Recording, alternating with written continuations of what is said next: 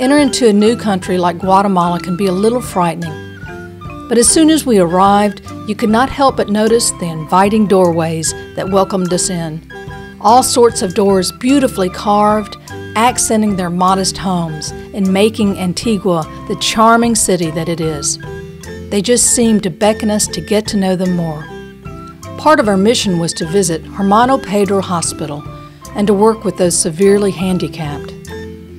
And we visited a new clinic offering free service to the poor, and visited a new school that was doing great things to turn around the high illiteracy rate in Guatemala. Much of our funding as a church went to help each to continue their good work. But mostly, we went to build. And each day we would pile in a pickup truck with our mission host houses to homes. The day started with a very steep climb to the build site. We built 2 homes with 2 groups. They each had 1 room for a family of 7.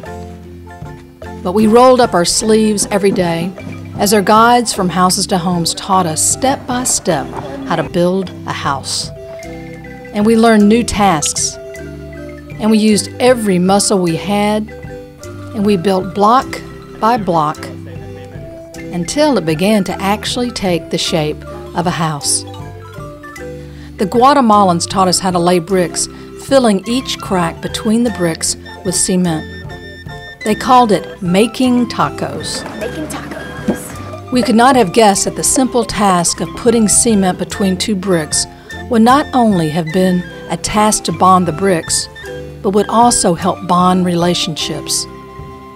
And even in our silence of working together, filling the cracks and filling the voids between the bricks served as a therapeutic and holy act. Everyone took pride in every task, and they just poured their hearts into the process that became a wonderful lesson in loving our neighbor. And our families worked side by side with us. And the language barrier did not get in the way much as we began to fall in love with each child.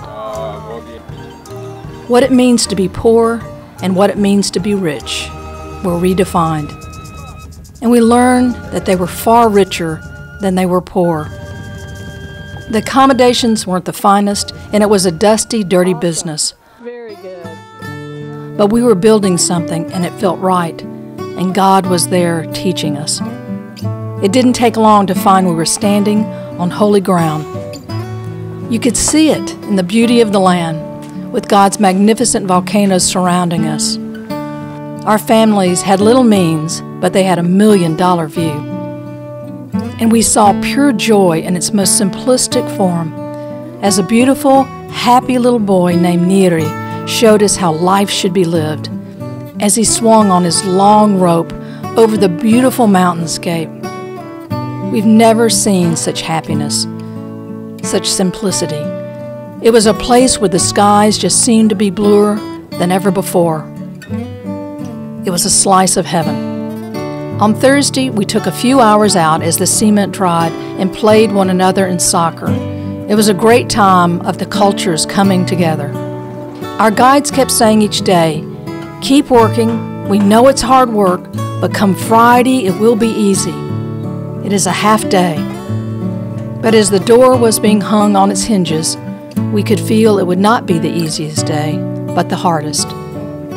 We didn't expect the children and the families to steal our hearts the way they did. So saying goodbye was harder than any physical thing we did all week. To know we would never see Neri or Andrea or any of the other children was something we just had not prepared ourselves for.